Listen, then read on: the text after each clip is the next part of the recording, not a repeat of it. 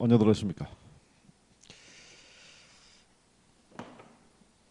지난번에 그 투자론에서 투자 분석 기법에서 어림셈법 여기까지는 다 하셨고 할인연금 수지 분석법에 대한 것만 정리하고 금융으로 넘어가도록 하죠.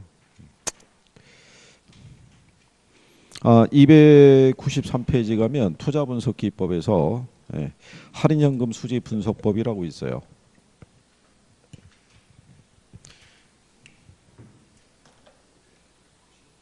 3페이지. 이게 조금 복잡한 과정이기 때문에 지난주에는 좀 간단한 어림셈법을 기준으로 해서 우리가 정리했다. 이렇게 먼저 보시면 되겠고요. 지난주에 배운 거는 뭐 기억은 안 나시죠? 지난주에 어림셈법 배웠던 거예요. 현금 흐름 측정한 거하고. 그러세요? 그래. 네, 그거하고 이제 어림셈법에서 승수법하고 수익률법 배우고 예. 그거는 중요하니까 기억을 해 두시고요. 우리가 이제 지난 시간에 여기가 이제 시험 목차가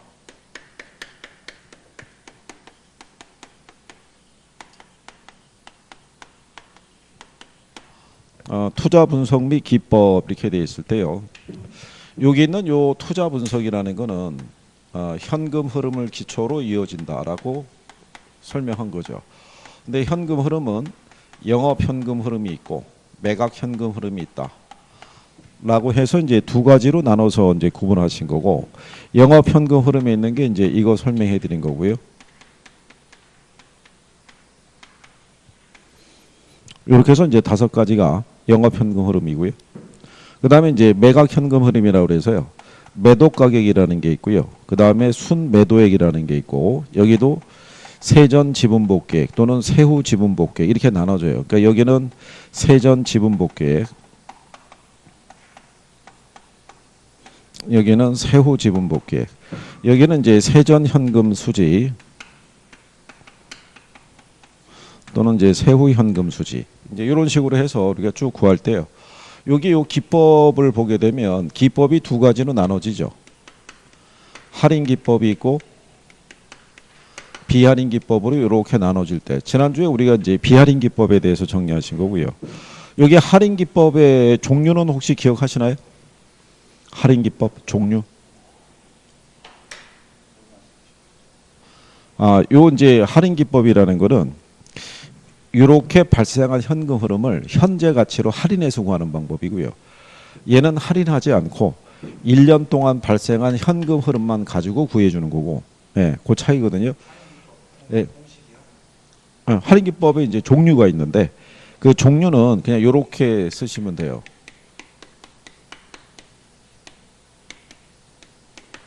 순수 내현 그래가지고 글자를 따면은 이렇게 4가지가 돼요.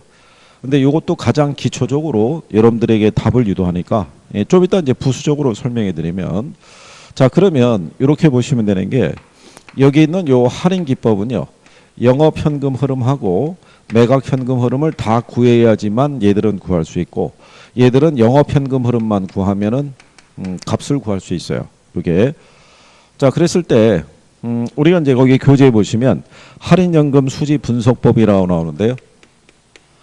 얘도 별표는 해야 돼요.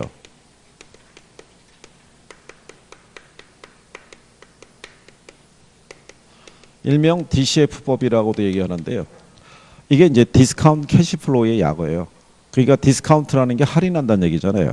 그러니까 캐시플로우라는 게 현금 흐름을 얘기하고 그러니까 미래에 발생하는 현금 흐름을 현재 가치로 할인해서 이것을 서로 비교해서 투자 판단을 하는 방법을 가리킨다라고 돼 있어요. 교재에 보시면 293페이지 그죠?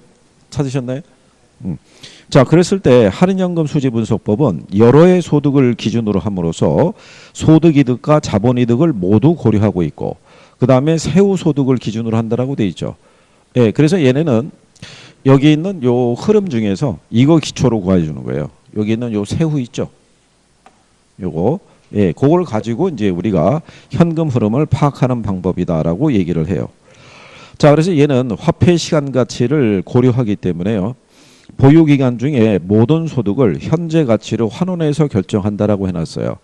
그러면서 이제 동그라미 4번에 보면 할인연금 수지 분석법은 다시 순현가법과 수익성 지수법 및 내부 수익률법 등으로 구분한다고 돼 있죠. 거기 순현가법의 순하고 수익성 지수법의 수, 내부 수익률법의 내를 갖다가 빼면 순수 내가 되죠. 그렇죠? 예, 거기에다가 요 현이라는 게 뭐냐면 현가 회수기간법이에요. 그러니까 할인연금 수지 분석법 안에서는 이렇게 몇 가지가 있다는 거예요. 세 가지. 그 다음에 이 현이라는 거는 현가 회수기간법에 요걸 지칭하는 거예요. 그래서 이렇게 네 가지가 화폐 시간 가치를 고려하는 방법이에요. 근데 요게 시험상에서 가끔씩 요걸 유도해요. 답으로. 그러니까 요거는 제목만 구분할 수 있으셔도 답을 하나 맞출 수 있으니까. 그렇죠? 예. 그래서 여기 있는 이제 할인연금 수지 분석법이라는 건요.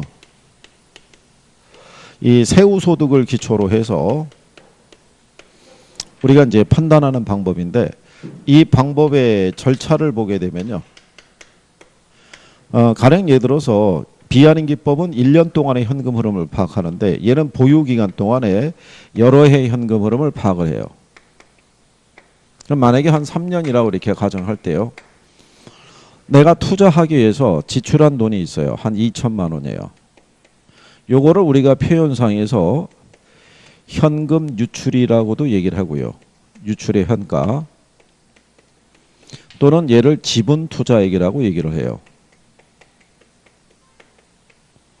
자, 그 얘기는 왜 그러냐면요. 우리가 지난 시간에 배우셨지만 위에 여기 있는 가유순이 있죠. 요거는 총 투자액에서 발생한 소득이고 여기 있는 세전하고 세금만 무슨 투자액. 예, 요것만 지분에 대한 대가라고 그랬으니까. 그러니까 여기서는 세후소득을 기초로 하니까 투자액은 무슨 투자액과 비교하는 거예요? 지분 투자액과 총 투자액이 아니란 얘기죠. 그런데 이 현금 흐름이 이렇게 발생을 했어요. 550만 원, 1210만 원, 1331만 원 3년 사이에 이렇게 그랬을 때 할인율을 만약에 몇 프로를 줬다 그러면 10%가 주어졌다 그러면 미래에 발생하는 현금 흐름을 무슨 가치로? 현재 가치로 할인해서 내가 애초에 투자한 돈하고 비교하는 거예요. 비교. 그러면 얘가 550만 원인데 10%잖아요. 그러면 0.1. 1년이니까 1승이죠. 그럼 1.1로 할인하면은 500만 원 나오겠죠. 이렇게. 그죠? 그 다음에 1210만 원인데 할인율이 10%인데 기간이 2년이니까 그러니까 자승으로 들어가면은 얘가 1000만 원 나오죠. 그 다음에 3년 차에 1331만 원인데 얘는 3승이니까 1.331로 할인하면은 얘도 1000만 원 나와요. 그러면은 요거 세 개를 합한 것 있죠. 예, 이게 뭐 얘기하냐면 현금 유입의 현가를 가리키는 거예요. 요게 이제 앞으로 들어올 수입인데 이거를 이제 무슨 가치로? 예, 현재 가치로 할인하는 거죠. 그렇죠? 그래서 요렇게 구해서 종류를 보면 순현가법이라는 애가 있고요. 수익성 지수법이라는 애가 있고 그 다음에 내부 수익률법이라는 애가 있어요. 이렇게 방법이 세 가지인데요. 자, 일단 여기 먼저 한번 보셔도 돼요. 예, 그래서 순현가법은요. 얘를 기초로 투자 판단하는데 순현가는 현금 유입의 현가에서요. 현금 유출의 현가 있죠. 얘를 빼서 계산하는 거예요. 빼서 뺀 값이 0보다 크거나 같으면 투자한다는 얘기예요. 그러면 우리가 지금 구해봤지만 유출의 현가가 2천이었잖아요. 그렇죠? 투자한 돈이. 근데 여기 계산하게 되면은 얼마 나오겠어요? 2,500이 나왔다는 얘기죠. 그럼 2,500에서 2,000 빼면은 남는 게 얼마예요? 500. 그럼 0보다 크죠. 그러면 투자한다는 얘기예요. 그러면 여기서 0보다 크다라는 의미가 무슨 얘기냐면 가령 예를 들어서 여러분이 100억을 투자해서 500만 원의 수익을 올리는 사업이 있어요. 그러면 투자하시겠어요? 안 하시겠어요? 그러면 100억 투자하면은 최소한 얼마 보시면 투자하시겠어요? 100억 투자한다 가정할 때. 10억이요? 15억이요? 5억에서 10억이요? 그래요. 그러면 요거는요, 여러분들이 100억이라는 돈을 투자하기 위해서 최소한 요거는 벌어야 된다는 얘기잖아요. 그렇죠? 그러면 순영가법상에서의 요 500이라는 의미는 여러분이 요구하는 수익을 다 충족을 시켜주고 추가적인 이익이 발생했다는 얘기예요. 그러니까 일종의 초과이윤이 발생한 거예요. 무슨 말인지 이해하시겠나요? 예. 얘가 만약에 0이라고 얘기하면은 최소한 여러분이 요구하는 수익은 충족이 됐다는 얘기고 0보다 크다는 얘기는 그 이상의 수익이 나왔다는 얘기예요. 그러면 당연히 투자자는 투자를 결정할 수 있겠죠. 이게 이런 표현인 거예요. 이게. 자, 그 다음에 수익성 지수법이라는 건요.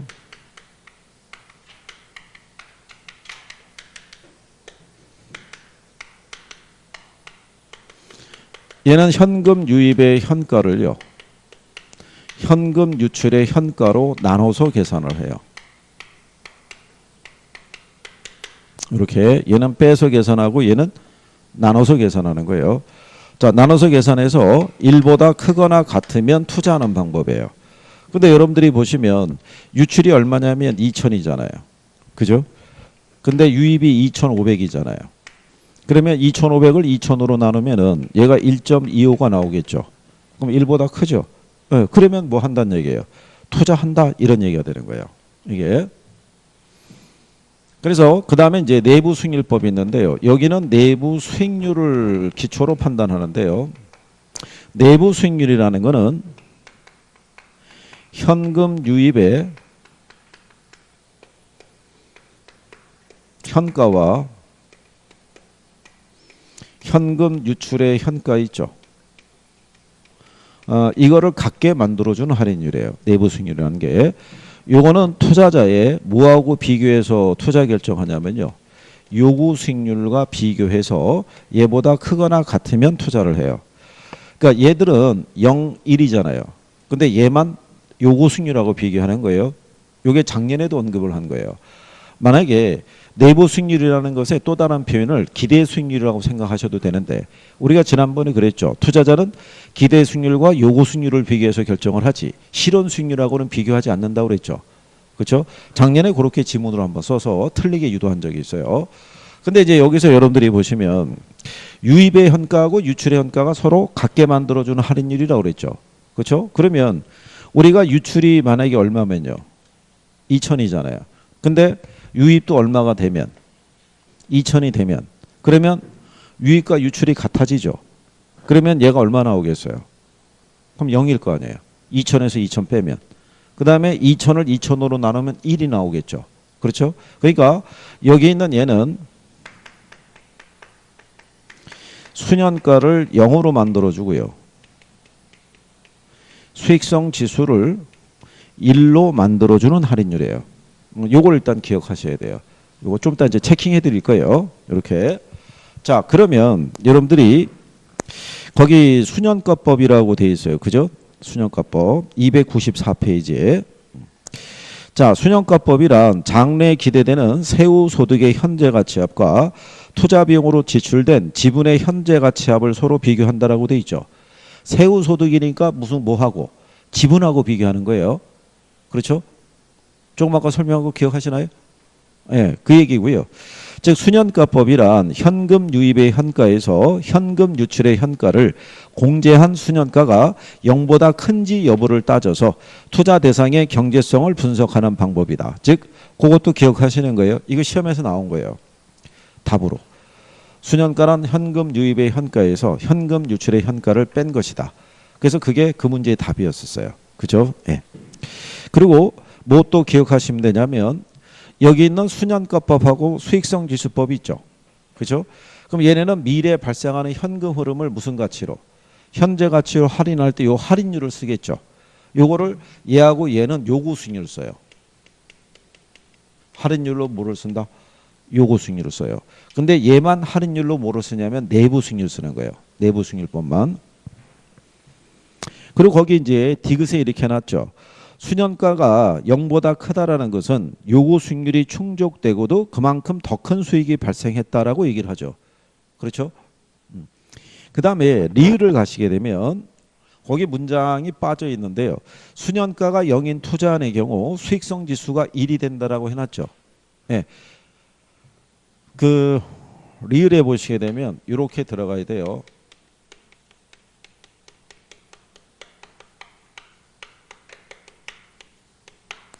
단일 투자안의 경우 수년가가 0보다 큰 0인 투자안은요. 수익성 지수가 뭐가 된다? 1이 된다는 거예요. 하나의 투자안일 때는요. 이 결과가 동일한 결과가 나와요. 하나의 투자안일 때는. 즉 예를 들어서 여기 보시면은 유출이 2천이고요. 유입이 만약에 2천이면 2천에서 2천을 빼게 되면 얘가 0이 나오겠죠. 그렇죠? 얘가. 그러면 2천을 2천으로 나누면 얘가 1이 나올 거 아니에요. 그러니까 하나의 투자일 때는 결과가 똑같다고요. 얘가 0이면 얘도 뭐가 되는 거예요? 1이 되고 얘가 0보다 크면 얘도 1보다 큰 결과가 초래가 되는 거예요. 그는 무슨 투자일 때? 하나의 투자일 때만 똑같은 결과가 나올 수 있다는 얘기예요. 여러 개의 복수의 투자안이 있으면 서로 다른 결과를 초래할 수 있기 때문에 이게 기출에서도요. 이 표현을 빼고 한번 줘갖고 이 신청이 들어가지고 복수정답 처리된 적이 있어요. 그래서 그 다음서부터는 이거를 제시를 해줘요. 무슨 투자일 때? 단일 투자일 때 리을에 해당하는 거예요. 그 다음에 이제 거기 의사결정 기준에 보면 상호 독립적인 투자안이 있고요. 상호 배타적인 투자안이 있죠. 예, 상호 독립적이라고 얘기하는 건 하나의 투자안일 때. 하나의 투자일 때는 0보다 크면 투자한다. 작으면 투자를 기각한다는 얘기고요. 상호 배타적이라는 얘기는 뭐냐면 여러 개의 투자안 중에서 하나만 선택하게 될 경우 있죠. 그럴 때는 수년가가 가장 큰 걸 선택한다. 이런 얘기가 돼요. 이해하시겠어요? 네, 그래서 그 내용이에요. 일단 그 정도까지 이번에 기억하시면 되겠고요. 그 다음에 그 밑에 가면 수익성 지수법이라고 돼 있죠. 자, 295쪽의 맨 상단에 가면 수익성 지수는 현금 유입의 현가를 현금 유출의 현가로 나눈 값을 말한다라고 해놨어요. 그죠? 그것도 기억을 하셔야 돼요. 시험에 거기까지 물어본 거예요. 자, 우리가 분수식은 밑에서 읽고 올라가지만 계산을 할 때는 거꾸로 내려온다고 그랬죠. 그러니까 수익성 지수라는 것은 현금 유입의 현가를 현금 유출의 현가로 나눈 것을 얘기를 해요. 근데 여러분 시험에는 요 분모 분자를 한번 뒤집어 줘 가지고 출제를 한 적이 있어요. 바꿔서. 그러니까 그거 기억하시면 되겠고요. 거기 보시면 수년가가 부의 증대의 크기를 알려주는 반면에 수익성 지수는 투자의 효율성을 나타내는 지표라고 할 수 있다. 따라서 투자 규모가 크면서 효율이 낮은 투자안의 경우에 수년가는 크지만 수익성 지수가 작게 나타날 수 있다라고 이렇게 해놨어요. 근데 이게 수년가가 크다라고 얘기할 수는 없어요. 왜 그러냐면 수년가는 0을 기준으로 판단하기 때문에 문맥의 흐름이 조금은 잘못되어 있는데 거기 니은을 보시면 수년가고 기타 모든 판단 지표가 동일할 때 초기 현금 투자가 작은 사업일수록 높은 수익성 지수를 나타낸다라고 해놨어요. 그죠? 그 얘기는 이렇게 한번 생각해 보시면요. 자, 수년가법을 기준했을 때요. A라는 투자안이 있고 B라는 투자안이 있어요. 자, A라는 투자안에 있을 때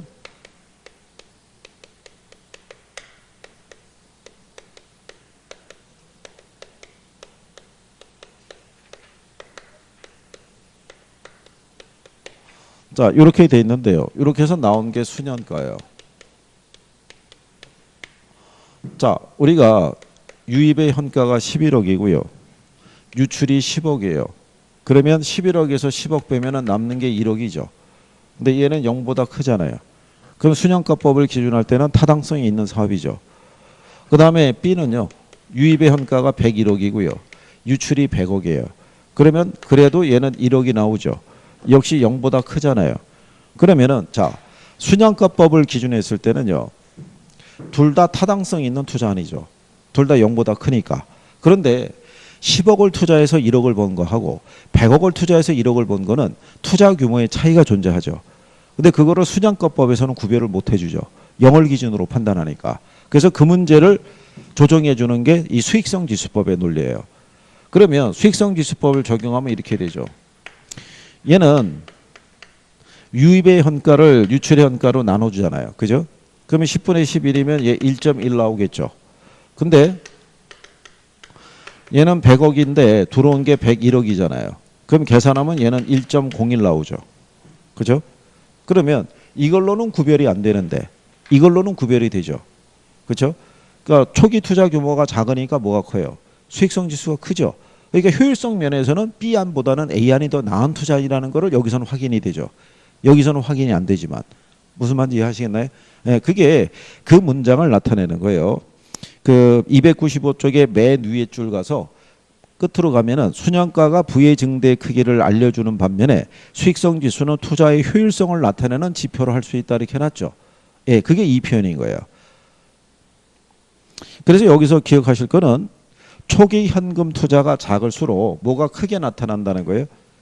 수익성 지수가 크다라 그런 거. 이제 그렇게 여러분들이 구별을 하시면 될 거예요. 그래서 여기도 일단 이런 것들을 기본적으로 정리를 해두시면 될 거예요. 요거를. 그 다음에 내부 수익률법이라고 있어요. 자, 내부 수익률과 요구 수익률을 비교해서 투자 결정을 내리는 방법이라고 돼 있죠. 거기서 뭐하고 비교한다고 그랬냐면 내부 수익률하고 뭐를 비교한다는 거예요. 요구 수익률을 비교한다는 것도 알아두시면 되겠고요. 자, 내부 수익률이란 현금 유입의 현가와 현금 유출의 현가를 서로 같게 만드는 할인율이라는 거 있죠. 그래서 순현가를 0으로 수익성 지수를 1로 만드는 할인율이라는 거를 체킹해서 기억을 하시면 돼요.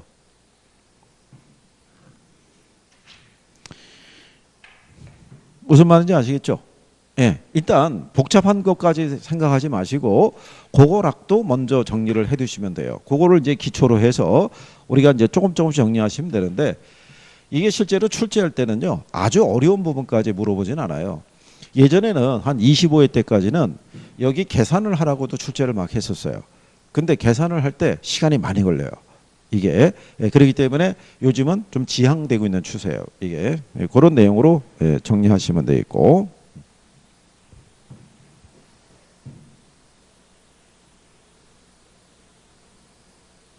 그래서 그거 만약에 그 간단하게 이제 정리하시려고 그러면 이렇게 생각해 보세요.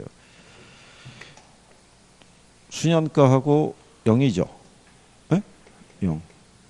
수익성 지수 이거 1이죠. 네. 그걸 만들어준 애가 내부 수익률법이잖아요. 그죠? 그러면 내가 순영이하고 그죠? 수일이를 잘 아는 거죠. 사람으로. 네, 잘 아는데 순영이는 빼기를 잘하고요. 순영가는 빼서 계산하잖아요. 그죠? 수일이는 나누기를 잘한다는 얘기예요. 그죠? 나누기를 잘하는데 여기서 여러분들이 그 296쪽에 가시면 중간에 양가로 6번에 순영가법이 내부 수익률법보다 우월한 이유라고 해놨죠. 그죠? 296페이지 보시면 중간에 찾으셨나요? 양가로 6번에 요거는 이것만 생각하시면 돼요. 뭐냐면 순환가법하고요 내부 수익률법에 비교를 하게 되면요 이론적으로는 순환가법이 더 우월하다고 얘기를 하는 거예요. 뭐보다? 내부 수익률법보다. 무슨 말인지 이해하시겠어요? 요거까지만. 순환가법이 뭐보다? 내부 수익률법보다 더 나은 방법이다 이런 얘기예요. 그죠? 그러면 우리가 이렇게 해서 여기가 좀 복잡하다고 생각하시는 분들은 내가 순영이하고 누구를 아는데 수일을 아는데 순영이는 뭐를 잘하고요? 빼기를 잘하고 수일이는 뭐를 잘한다? 나누기를 잘하는데 순영이가 특히 나보다 빼기를 더 잘해요. 그러니까 순환가법이 뭐보다? 내부 수익률법보다 우수하다는 얘기예요. 무슨 말인지 아시겠나요? 그러니까 기본적인 거라도 그렇게 정리를 해놓으시면 될 거란 얘기예요. 여기도 좀 싫어하세요. 이쪽도. 그러니까 일단은 공부하는 수험생분들은 내용이 조금 복잡해 보이면은 일단은 외면하게 돼 있어요. 그죠? 그런데 시험에서 나올 때 보게 되면 어려운 내용으로 표현은 안 해줘요. 이게 그래서 거기 296쪽에 우월한 이유가 여러 가지가 제시가 돼 있는데 그거는 뭐 지금 크게 신경 안 써도 돼요. 그 정도만 해주셔도 충분하다는 얘기죠. 그러면 여러분들이 그 299페이지 한번 가보세요. 299페이지 가시면 거기 예제 하나 들어가 있죠. 299페이지 찾으셨어요? 네. 자, 거기 보시면 1번에 내부 수익률이란 수년가를 0으로 만드는 할인율을 말한다. 맞는 내용이죠. 자, 수년가란 장래 발생한 수입의 현가 총액에서 비용의 현가 총액을 차감한 금액이라고 해놨죠. 예, 그러면 출제자들은 그런 식으로 표현을 살짝 바꿔가지고 여러분들 하여금 당황하게 해준 거예요.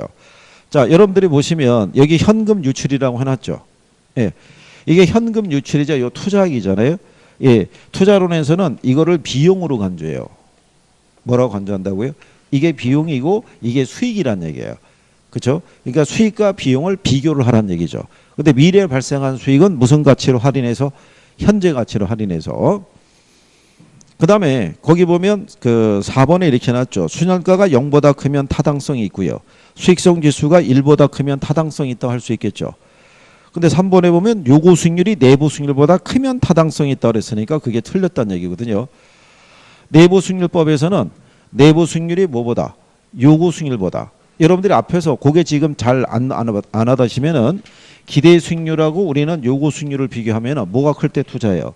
기대 수익률이 클 때 투자하죠. 예, 그런 거예요. 그러니까 이런 식의 난이도로 줄 때는 기본적인 것만 알아도 충분히 풀 수 있다는 얘기죠. 아, 계산은 크게 신경 안 쓰셔도 된다니까.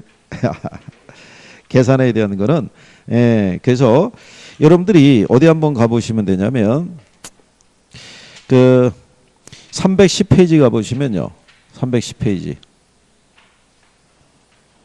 310페이지 가시면은 거기 문제 1번이 있죠. 1번에 보시면 다음 투자의 타당성 판단 기준 중에서 화폐 시간 가치를 고려하지 않는 거 물어봤죠. 그렇죠? 네. 그러면 2, 3, 4, 5 있죠. 걔네가 순수 내연이잖아요. 답이 1번이라고요. 그죠? 그 다음에 그 옆 페이지 그 가시면은 3번 문제 보시면 3번 문제 보시면 2번 지문에 이렇게 해놨죠.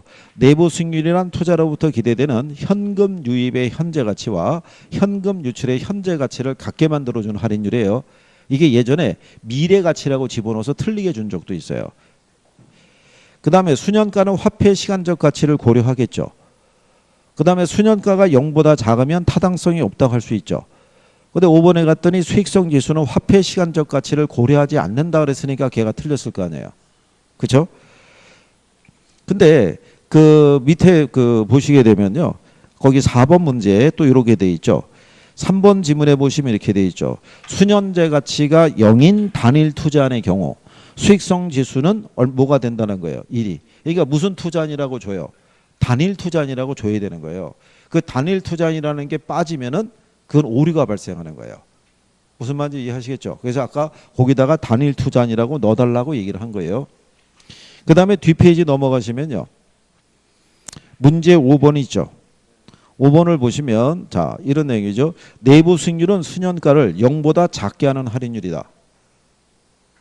그렇죠. 0으로 만드는 할인율이지 0보다 작게 만들어준 할인율이 아니잖아요. 그 다음에 수익성 지수는 수년금 투자 지출의 합계의 현재 가치를 사업기간 중에 현금 수입의 합계의 현재 가치로 나눈 상대지수라고 해놨죠. 분모하고 분자를 바꿔서 표현한 거죠. 지금. 그렇게 해서 답을 틀리게 유도를 한 거고요. 그 다음에 5번 지문에 가시면 수년가법과 내부 수익률법에서는 투자 판단 기준을 위한 할인율로서 요구 수익률을 사용한다고 해놨어요. 자 여기 보시면 수년가법에서는 할인율로 못 쓴다고 그랬어요. 요구 수익률 여기 보시면 수익성 지수도 요구 수익률 쓴다고 그랬죠. 근데 내부 수익률법만 할인율을 내부 수익률을 쓴다고요. 그렇죠? 그래서 걔가 틀린 거라고요. 그래서 거기 3번 지문을 보시면 5번 문제 수년가는 현금 유입의 현재 가치에서 현금 유출의 현재 가치를 뺀 값이라고 해놨죠. 그럼 걔가 답이죠. 그러면 여러분들이 지금 몇 개 문제 우리가 기출 나온 거 풀어봤잖아요. 그렇죠? 그러면 그 내용은 이 기본적인 내용만 알아도 충분히 풀 수 있는 내용들이에요. 그렇죠? 그러니까 계산에 대한 거는 집착하지 않아도 된다는 얘기예요. 이게 실상 시험장에 들어가면 이거 푸시는 게 쉽다 어렵다? 쉽지 않아요. 이거. 왜냐하면 뭐가 많이 걸리냐면 시간이 많이 걸린다고요. 네, 시간이 많이 걸려요. 근데 이제 나중에 그 팁을 하나 드린다 그러면 그 314페이지 가보시면요. 문제 8번 있죠. 그렇죠? 거기 보면은 자 지출이 100만 원, 120, 150, 170 돼 있죠. 유입이 121, 130, 180, 200 이렇게 돼 있잖아요. 그러면 할인율을 10%에서 이거 다 일일이 할인해야 돼요. 일일이. 그러니까 뭐가 많이 걸리겠어요. 시간이 많이 걸리는데 문제는 이거를 계산을 해서 뭐를 하나 잘못 계산하게 되면 오류가 발생하잖아요. 그러면 이미 시간을 쓴 상태에서 방법이 없는 거예요. 근데 만약에 출제자들이 이렇게 줄 수도 있어요. 거기 문제 9번이 있죠. 9번을 가시면은 사업 A를 봐보시면 초기 현금 지출이 3천이죠. 말기 현금 유입이 7,490이라고 돼 있죠. 근데 할인율이 7%예요. 그죠? 그러면 7천에 7%면 얼마겠어요? 490이죠. 그럼 걔는 7천이란 얘기예요. A가. 그 다음에 C번을 가시게 되면 자 3,210만 원이죠. 현금 유입이. 그럼 3천에 7%면 210이잖아요. 그럼 걔는 계산 안 해도 3천이라는 걸 알 수 있어요. 그렇죠? 그럼 출제자는 A하고 C는 계산을 안 해도 되게끔 배열을 해준 거예요. 그렇게 해주더라도 뭐가 걸리는 거예요? 시간이 걸리는 거예요. 왜냐하면 여기서는 수년가도 물어보고 수익성 지수도 물어봤잖아요. 그러니까 수년가를 구하고 다시 수익성 지수를 또 도출해야 된다고요. 그러니까 어쨌든 간에 시간이 많이 걸린다고 봐야 된다는 얘기라고요. 그러니까 그런 내용들은 크게 신경을 안 써도 된다 이런 얘기죠. 그래서 그런 내용들을 정리하신 거고요. 그 다음에 이제 우리는 323페이지에 금융론으로 가보시는 거죠.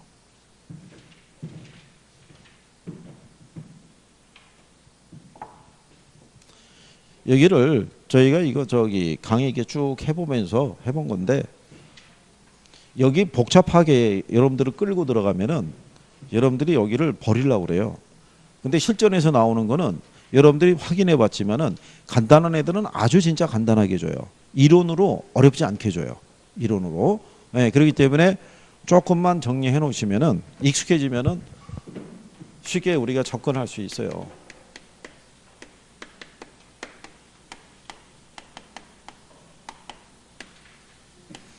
자, 이제 부동산 금융론이라고 돼 있어요. 부동산 금융론은요. 시험 목차가 부동산 금융, 증권 이렇게 딱 하나로만 돼 있어요. 이렇게. 근데 평균적으로 한 4문항에서 한 5문항 정도 출제가 되고요. 계산 문제가 보편적으로 1문항 정도, 많을 때는 한 2문항까지도 언급이 돼요. 금융론에서. 그러니까 여기도 뭐가 중요하냐면요. 용어를 이해하는 게 중요해요. 기본 용어를 잘 이해하시면 무난하게 답을 맞출 수 있다. 뭐 이런 얘기죠. 예. 그리고 이제 이게 그런 게 있거든요. 인강을 들어가지고 무슨 말인지를 잘 모를 수 있을 때는요. 그거를 자꾸 그 파트를 반복해서 봐줘야 돼요. 일단은. 반복해서 보고 그래도 잘 이해가 안 되면은 뭐 공개적으로 오픈해가지고 이게 무슨 말인지 잘 모르겠다. 뭐 이런 식으로 해가지고 도움을 받아갖고라도 처리를 일단 해야 된다는 얘기죠. 혼자서 그냥 덮어버리면은 아무도 알아주질 않아요. 이 부분에 대해서. 그렇죠? 네. 자, 그래서 우리가 금융이라고 이제 구성이 되어 있을 때요. 금융의 개념 그랬을 때 거기 보시면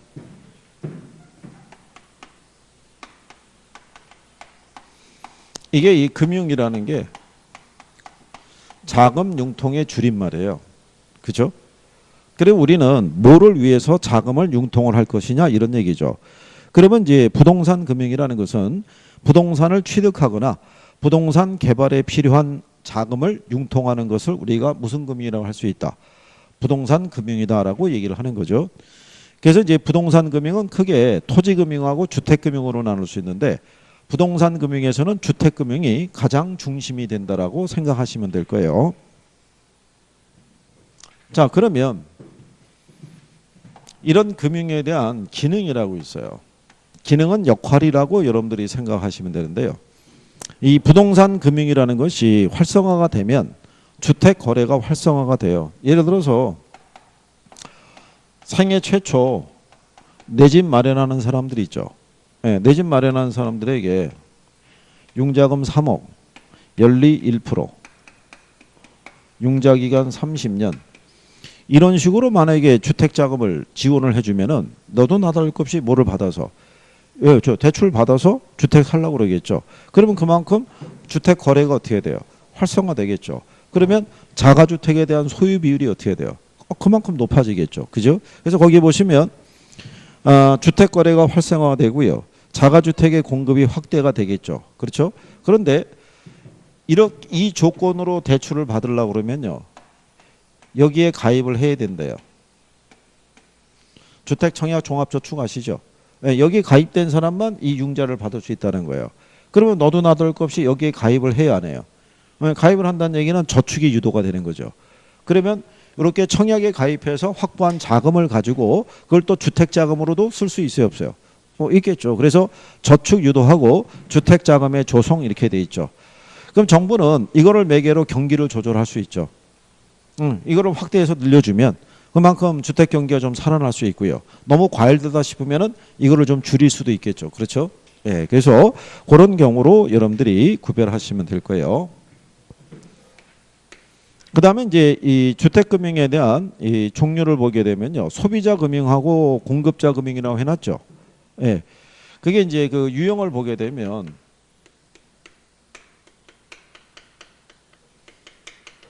주택 소비 금융이라고 있고요. 주택 소비 금융의 또 다른 표현을 이걸 수요자 금융이라고 그래요. 이거를 그 다음에 주택 개발 금융을 이거를 공급자 금융 이렇게도 얘기를 해요. 이렇게. 그래서 거기 소비자 금융 해놓고요. 1번을 보면 주택 소비 금융이란 이렇게 해놨잖아요. 그죠? 그리고 그 밑에 가면 공급자 금융 해서 주택 개발 금융 이렇게 해놨죠. 그래서 이 주택 소비 금융을요. 일반적인 저당 대부 이렇게 얘기하고요. 이거를 건축 대부라고도 얘기를 해요. 그러니까 저당 대부라는 건요. 부동산 담보 대출 있죠. 이런 개념이라고 보시면 되겠고 건축 대부라는 것은 건설을 하기 위해서 필요한 자금을 융자받는 경우를 생각하시면 돼요. 근데 일반적으로 여기 있는 애들은요. 장기 저리 요건을 가지고 있다라고 보시면 되겠고요. 근데 여기 있는 건축 대부는요. 상대적으로 기간이 짧고요. 이율도 여기 있는 소비 금융에 비해서는 좀 높은 게 대부분이에요. 그리고 여기 있는 요 건축 대부는요. 일시불로 주진 않아요. 대출해 줄 때. 그냥 참고하시면 되는데 우리가 주택 구입할 때는 일시에 목돈이 들어가야 되죠. 그러니까 얘는 일시불로 주는 거예요. 근데 우리가 개발 사업을 추진하잖아요. 그럼 만약에 아파트 건설에 우리가 필요한 기간 그러면 못해도 한 1년 반에서 한 2년 걸리거든요. 근데 공사비를 갖다가 한 50억 되는 돈을 갖다가 일시불로 주게 되면은 얘네들은 융자금을 많이 떠안은 상태에서 공사를 해야 되잖아요. 그 무슨 부담이 커지겠어요? 그죠? 이자 부담이 크죠. 그러니까 얘는 공정별로 주는 거예요. 대신에 중간에 시공사가 부도날 수도 있어요, 없어요? 그렇기 때문에 상대적으로 뭐는 좀 큰 편이에요. 이자가 좀 비싼 편이죠. 이게. 그래서 그런 정도로 구별하실 수 있으시면 되겠고요. 그 다음에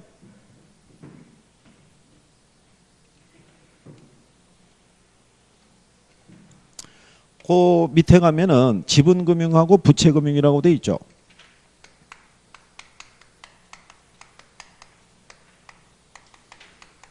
여기는 이제 별표 하나 하시는 거죠.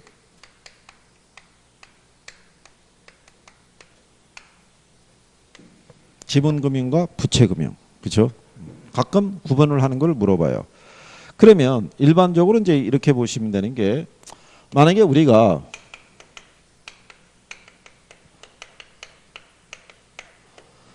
부동산 개발 사업에 필요한 자금이 한 100억이라는 돈이 필요해요. 100억이 필요한데 내가 현재 가지고 있는 거는 50억밖에 없어요. 그럼 나머지 50억이라는 돈을 또 어떻게 조성을 해야겠죠.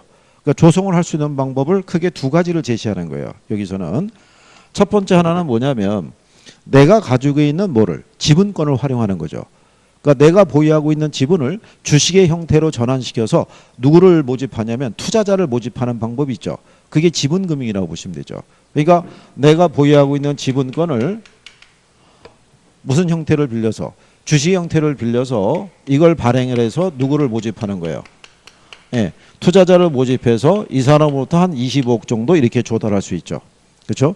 근데 이 사람은 이 자기가 보유한 이 주식에 투자하는 개념이기 때문에 이 사람은 돈을 빌려준 개념이 아니잖아요. 그렇죠? 그러니까 살아도 같이 살고 죽어도 같이 죽는 그런 개념이죠. 그런데 일부는 또 뭐를 발행해서요? 회사채 있죠. 예, 이거를 발행해서 돈을 뭐 할 수도 있어요. 차입을 할 수도 있죠. 그러면 여기서 돈을 빌려준 사람은 말 그대로 투자한 개념이 아니죠. 그렇잖아요. 차용증 받고 돈을 빌려준 사람이니까 나중에 혹시 이 기업이 잘못돼서 청산 들어가더라도 얘보다는 우선권이 있다는 얘기죠. 그렇죠? 대신에 경영에는 참여할 수가 없죠. 여기는 주주이기 때문에 당연히 권리를 행사할 수 있고. 근데 이제 이게 나중에 지금은 이렇게 간단하게 해드리는데 왜 그러냐면요. 뒤에 것까지 다 하셔야 돼요. 프로젝트 파이낸싱까지 다 해갖고 이게 해야 되는데 이게 나중에 이제 그 부동산 개발 사업을 할 때 이 주식 발행을 하게 되면요. 주식도 우선주가 있고 보통주가 있거든요. 예, 그러니까 투자자가 어디에 투자하느냐에 따라서 경영에서 참여해서 한 표를 행사할 수 있는 권리가 갖고 있을 수 있고 그렇지 않을 수도 있고 다양해요. 이거 어떻게 보면 되게 복잡하다고 볼 수가 있죠. 그런데 요 지분금융하고 부채금융에 대한 관계에 대해서 먼저 일단 거기 보시면 324페이지에 그 밑에서 네 번째 줄에 보면 동그라미 1번에 이렇게 돼 있죠. 주식회사가 주식을 발행하거나 주식회사가 아닌 법인 또는 개인이 지분권을 판매해서 자기 자본을 조달하는 것을 뭐라고 그런다? 지분금융이라고 얘기를 하고요. 동그라미 2번에 보면 자금을 필요로 하는 자가 저당을 설정하거나 그 다음에 사채를 발행해서 타인 자본을 조달하는 것을 무슨 금융? 부채금융. 여기서의 사채라는 건 회사채 얘기하는 거예요. 그렇죠? 그 다음에 이제 옆에 가시면은 지분금융하고 부채금융에 대한 비교라고 돼 있을 때 수익에 대한 배분에 있어서 지분금융은 수익에 따라서 배당을 받는데 부채금융은 수익과 관계없이 정해진 이자를 받는다고 보셔야겠죠. 그렇죠? 예. 그게 이제 투자한 사람과 돈을 빌려준 사람의 가장 큰 차이점이라고 보시면 되겠죠. 그래서 우리가 자 지분금융에서는 원칙적으로 경영에 참여할 수 있는데 부채금융에서는 경영에 참여할 수가 없다라고 얘기를 하는 거죠. 자 그럴 때 동그라미 4번에 가시면 지분금융의 대표적인 애가 주식 발행을 통해서 자금을 융통하는데 부동산 금융에 있을 때는 뭐가 대표적이다? 리치가 그거 밑줄 치는 거예요. 거기 작년 시험에도 나온 거예요. 지분금융의 대표적인 게 나중에 이거 종류를 알아두셔야 돼요. 그래서 지분금융의 대표적인 게 우리가 리츠라고 얘기를 해요. 그러니까 이게 뭐 얘기하냐면 부동산 투자회사 제도 있죠. 네, 부동산 투자회사 얘기하는 거예요. 오케이. 그리고 이제 요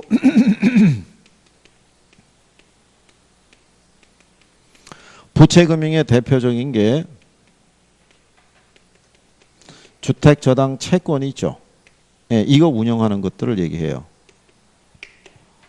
나중에 종류 정도는 이제 구별을 하셔야 되는데 요건 나중에 이제 뒤에 나오는 용어 있어요. 용어에서 이제 해서 정리해 드릴 거니까 일단은 이렇게만 구별하셔도 돼요. 예. 그러니까 전체적인 용어의 흐름이 이해가 되시면 나중에 자연스럽게 구별이 될 수 있어요. 여기에서.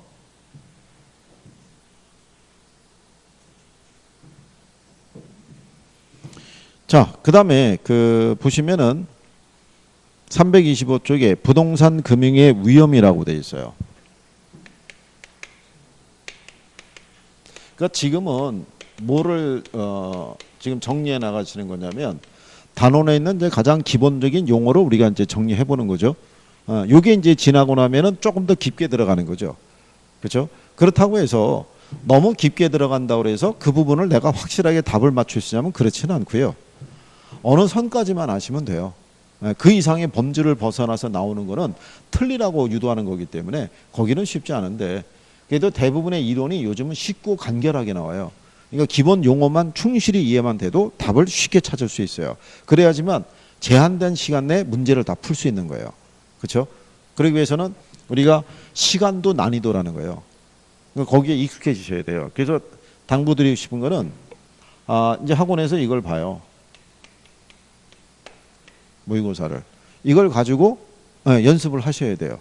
실제로 문제를 푸시면서 이게 시간이 어떻게 가느냐라고도 체킹도 해봐야 되고, 그렇죠? 1차 같은 경우는 1번부터 40번이 학개론이에요. 그리고 41번서부터 80번이 민법이에요.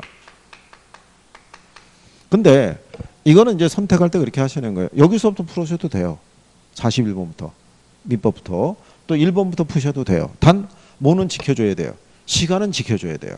그러니까 항상 룰이라는 거는 초반에 연습하실 때는 개론을 40분에 문제 다 풀고 마킹까지 다 하는 걸로 연습을 좀 해보시는 거예요. 그죠? 그 좀 지나면은 여기에다가 5분 정도 플러스 해서 마킹하는 시간까지도 가져보고. 근데 얘도 문제 푸는 시간은 50분을 넘어설 수는 없어요. 마킹하는 시간 5분까지 해서 얘한테 55분 쓰고 얘한테 45분 써서 끝내줘야 돼요.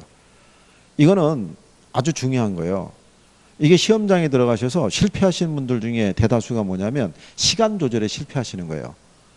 얘를 풀다가 시간이 부족해가지고 얘를 못 푸는 거예요. 그죠? 얘를 풀다가 보니까 또 시간이 부족해서 얘를 다 못 푸는 거예요. 이렇게 되면 곤란한 거예요. 이게 그래서 시간 배정에 실패하신 분들이 한 7개, 8개를 찍어요. 시간이 없어서. 작년 시험에서도 어떤 수강생분이 결국 이제 시험이 끝났는데 마킹을 한 7개 못했다는 거죠. 결국 답안지 뺏긴 거죠. 그러니까 그런 불상사가 있으면 곤란하다는 얘기죠. 그래서 그렇게 보시면 되겠고. 요것도 이렇게 생각하셔야 돼요. 이게 80문항이잖아요. 그럼 한 번에 마킹을 해서 쭉 내려가는 거 있잖아요. 그것도 위험해요. 중간에 뭐 하나 빠뜨릴 수가 있거든요. 중간에 내가 문제 못 푼 문제가 있거나 이럴 수 있기 때문에 그래서 한 5번 단위로 끊어가지고 그 중에 확실한 애들이 있죠. 걔들은 마킹을 중간에 해놓는 거예요. 해놓을 때 이 연필도 갖고 갈 수 있거든요. 일단 연필로 가로 이렇게 해놓고 마지막에 이거 해놓으면 되니까. 그렇죠? 그래서 그런 것만 잘 해두시면은 크게 뭐 힘들거나 그러지는 않을 수 있어요. 근데 이제 모의고사에서 이제 그런 게 단련이 좀 많이 되셔야 되고, 그 다음에 모의고사 보셨을 때 틀린 거를 보완을 하셔야 돼요. 그리고 나중에 보면요, 모의고사 문제가 다 시험하고 이렇게 근접한 건 아닐 수도 있는 문제도 있어요. 이것도 알아두라는 식으로 나온 것도 있는데 그런 거는 뭐 틀려도 관계 없어요. 근데 보편적으로 선생님이 이렇게 중요하다고 얘기하는 애들이 있죠. 거기는 항상 반복이 돼요. 나온다고요. 그죠? 그러니까 그 문제를 가지고 여러분들이 확인하는 작업이 참 필요해요. 그런 거 좀 생각하시면 될 거예요. 너무 힘들게 하실 필요가 없고요. 그 다음에 거기 보시면 금융의 위험이라고 그래서요. 채무 불이행 위험이라고 있어요. 채무 불이행 위험이라는 건요. 대출이 실행되고 난 후 있죠. 돈을 빌려 쓴 사람을 우리가 차입자라고 그래요. 차입자의 소득이 줄어들거나 아니면 부동산 가치가 대출 잔액에 미치지 못하게끔 가치가 하락할 때, 그때 채무 불이행이 발생할 수 있다는 거죠. 325페이지 있죠, 하단에. 그래서 이제 그 돈을 빌려주는 은행 입장에서는 차입자의 소득을 가지고 빌려간 돈의 원리금을 갚을 수 있냐 여부 있죠. 그래서 이제 뭐를 적용하냐면 이걸 적용해요. 총부채 상환 비율. 요즘은 조금 더 높여서 총부채 원리금 상환 비율, 그래서 DSR을 적용을 해요. 그래서 그러니까 총부채 상환 비율의 논리는 뭐냐면요.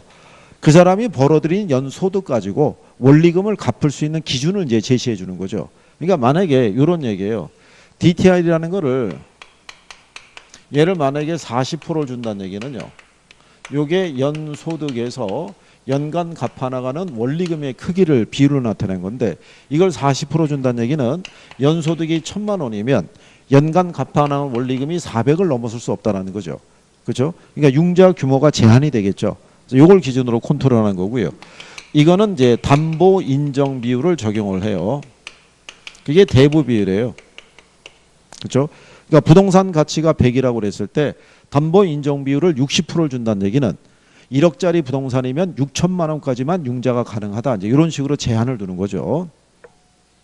그래서 이 위험에 대처하는 게 이 비율을 활용한다라고 보시면 돼요. 저것도 이제 나중에 또 우리가 추가로 정리하시게 되는 거고요. 그 다음에 여기서 이제 중요한 거는 요것도 알아주시면 돼요. 무슨 위험이 있어요? 그렇죠. 조기상환이에요. 자, 조기상환 위험이라는 것은요. 특히 고정금리로 대출할 때 있죠. 고정금리로 대출할 때 약정 이자율이라는 것은요. 대출 계약 당시 정한 이자율이라는 거예요. 약정 이자율이 있고 무슨 이자율이 있을 때? 시장 이자율이 있을 때 이렇게 되면은 조기상환해요. 이렇게 되면 그러니까 차입자가 대출 계약을 체결할 때는 5.5%의 이자로 빌리기로 계약을 체결했는데 시장 금리가 4.5%예요. 또는 4.75% 이렇게 됐다고 생각해 보세요. 그러면 시장 금리가 싸잖아요. 그러면 이제 갈아탈 수 있겠죠. 그죠? 예. 그래서 여기에 대처하기 위해서 대출자들은 이걸 부과해요. 조기상환 수수료라는 거를. 그런데 뭐 조기상환 수수료를 내더라도 그죠? 예, 조기상환하는 게 유리하면 차입자는 조기상환할 수 있죠. 그렇지 않겠어요? 근데 다만 이번에 은행에서 금융기관에다 뭐를 권고를 했냐면 수정하라고. 이게 고정금리로 이게 특히 무슨 금리로 대출받을 때 위험하다고 그러냐면요.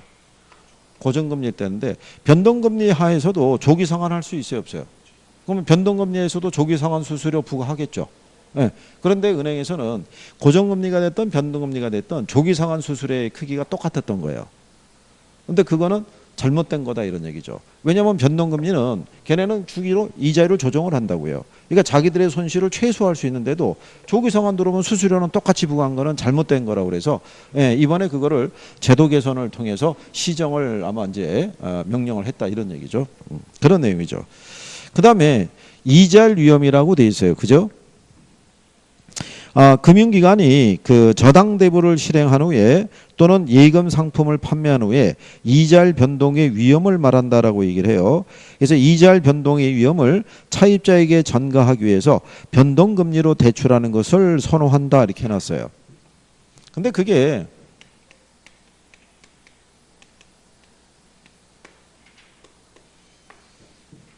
그러니까 이자율 위험이라는 게 이제 이런 얘기잖아요. 지금 이 상태에서 대출을 해줬거든요. 네. 그런데 시장 이자율이 이렇게 되니까 뭐가 들어온 거예요? 조기 상환이 들어왔잖아요. 그죠? 그러면 대출자들은 이걸 회수 받아가지고 다시 대출해 줄 때는 이걸로만 이자 받을 수밖에 없어요. 그러니까 수익성이 어떻게 돼요? 떨어지겠죠. 네. 그걸 이자율 위험이라고 그래요. 그래서 이런 이자율 위험을 줄이기 위해서 무슨 금리로 대출한다는 거예요? 변동금리로 대출한다 이런 얘기가 되는 거죠. 이해하시겠나요? 예, 이게 중요한 거는요. 용어를 이해하는 게 중요해요. 이해를 하면은 내용이 조금씩 간결해져요. 예, 그러면 간단하게 풀 수 있다. 이렇게 정리하시면 될 거고요. 자, 그 다음에 이제 뒤로 가시면 328페이지에 저당 상환 방법이라고 있죠. 예, 원리금 균등, 원금 균등분할 체증식 상환 이렇게 돼 있죠. 예, 거기는 별표 3개죠. 여기는 뭐 매년 시험상에서 인용을 자주 해주는 거니까. 예, 그래서 잠깐 쉬었다가 거기서부터 하시죠.